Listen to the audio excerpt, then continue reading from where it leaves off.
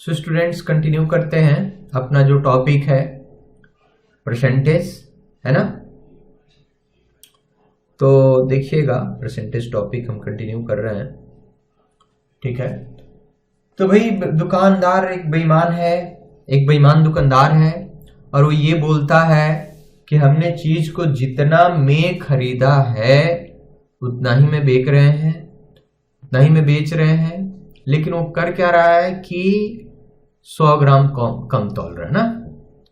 1 kilo की जगह 900 ग्राम तौल रहा है, 1 किलो पे 100 ग्राम कम तौल रहा है, तो उसका प्रॉफिट परसेंटेज बताना है।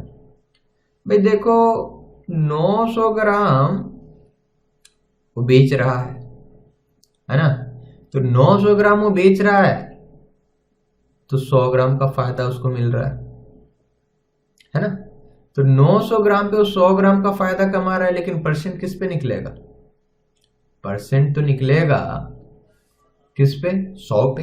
तो 900 ग्राम पे 100 ग्राम का फायदा है, तो 100 ग्राम पे कितने का फायदा है ना, ठीक है। तो एक पे अगर हम निकालेंगे तो 100/900, राइट, है ना। तो 100 ग्राम पे कैसे फायदा निकलेगा, है ना। तो 100/900 × 100, मतलब इसका परसेंटेज क्या बन जाएगा?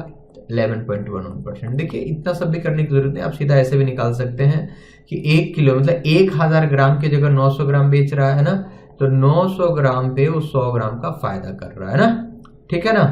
तो 100 ग्राम पे, है ना, 100 पे तो परसेंट निकलती है ना, तो 900 पे 100 ग्राम की कमाई कर रहा है, ठीक है, चोरी कर रहा है इतना। तो 100 ग्राम पे, है ना, तो 100 ग्राम पे कितना होगा? तो ये हो गया आपको 11.11%, ये आंसर हो गया, ठीक है दोस्तों। आगे बढ़ते हैं, देखिएगा है ना अगला क्वेश्चन। ध्यान रखिएगा कि हम जो प्रॉफिट करते हैं वो प्रॉफिट हम हमेशा करते हैं सीपी पे, या लॉस भी हम करते हैं वो भी करते हैं सीपी पे। ये कब तक? अगर प्रॉफिट या लॉस, अगर प्रॉफिट और लॉस एसपी पे निकालनी होती है तो क्वेश्चन में मेंशन आएगा। अगर क्वेश्चन में मेंशन नहीं है तो ये अंडरस्टूड है कि हमें प्रॉफिट या लॉस का कैलकुलेशन किस पे करना होता है? सीपी पे करना होता है ना। ये ध्यान रखिएगा कि प्रॉफिट और लॉस का कैलकुलेशन हम अपने आप ही किस पे करते हैं? तो सीपी पे करते हैं ना। देखिएगा दोस्तों,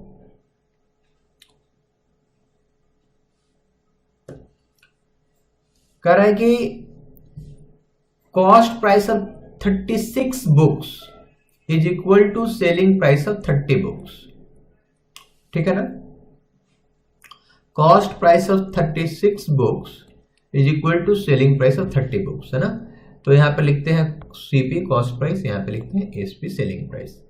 अब देखा जाए तो सीपी ऑफ का मतलब है गुना, देखा जाए तो एक तरह से, तो सीपी ऑफ 36 बुक्स, ठीक है, इज इक्वल टू क्या? तो एसपी ऑफ 30 बुक्स, ठीक है। अब चीजों को समझ लीजिए। तो अब हम यहां पे देखें तो भाई आप जो एक तरफ ऑफ का मतलब तो मल्टीप्लाई है ना, यहां पे आप मल्टीप्लाई ही लिख लीजिए, आपको समझने में आसानी रहेगी, ठीक है।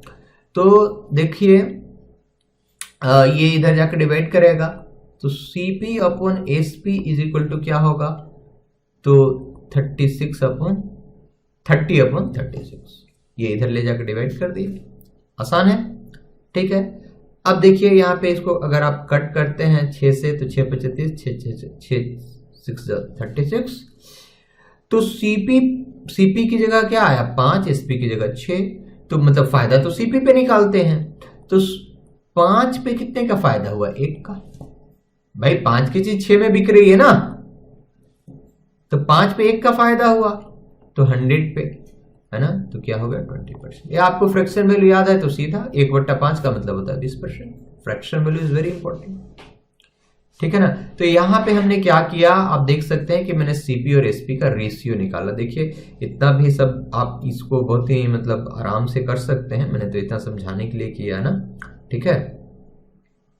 ठीक है, आप क्वेश्चन में भी दिमाग चला सकते हैं, सीपी और एसपी दिख रहा है ना।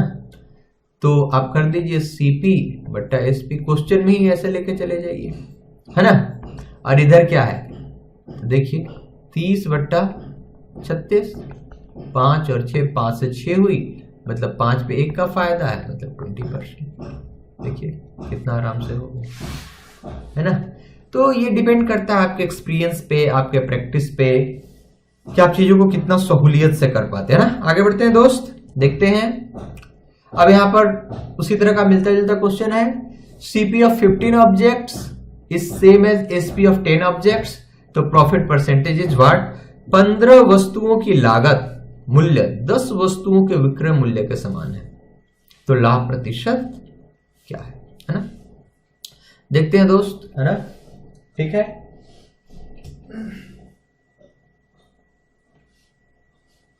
तो ऐसे ही करते हैं चीजों को, है ना। तो सीपी कॉस्ट प्राइस ऑफ क्या 15 ऑब्जेक्ट्स, है ना, is equal to selling price of 10 objects. चीजों को रोकिए, मैं थोड़ा क्लियरली लिखूं, है ना, आपको आराम से दिखे चीजें, है ना। सीपी ऑफ 15 ऑब्जेक्ट्स, ठीक है, अच्छा दिख रहा होगा, is equal to SP of 10 objects, ठीक है ना। तो आप समझ सकते हैं कि ऑफ का मतलब तो मल्टीप्लाई है, ठीक है ना। तो CP upon SP is equal to 10 upon 15, right, है ना।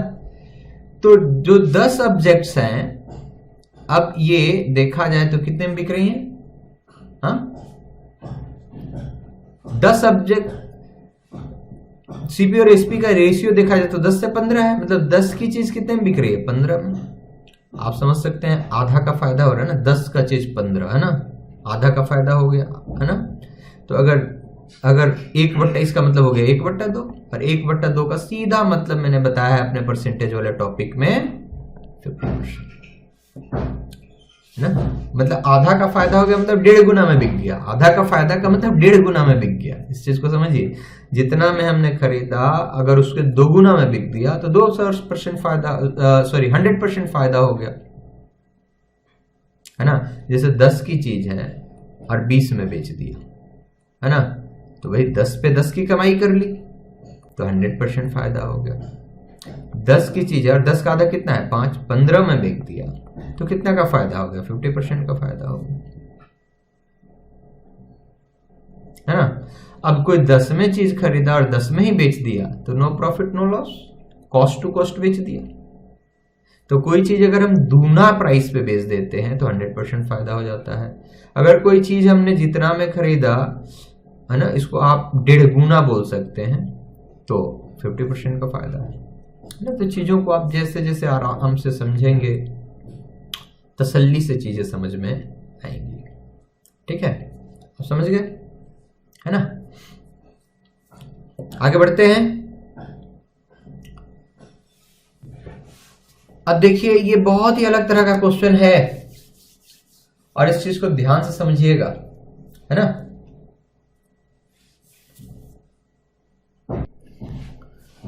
देखो स्टूडेंट्स, अभी हमारे सामने जो क्वेश्चन है, एक व्यक्ति 990 रुपए प्रत्येक मशीन की दर से 2 मशीनें बेचता है। एक पर वह 10% हासिल करता है और दूसरे पर 10% खो देता है। पूरे लेन देन में उसका लाभ या हानि क्या प्रतिशत है। क्या प्रतिशत है मतलब प्रतिशत क्या है भाई, सीधी सी बात है। A person sells 2 machines at the rate of ₹990 each machine. On one he gains 10% and on the other he loses 10%. His profit or loss is in the whole transaction is what percent? दोस्त हमेशा ध्यान रखना चाहिए। देखो इस question की खासियत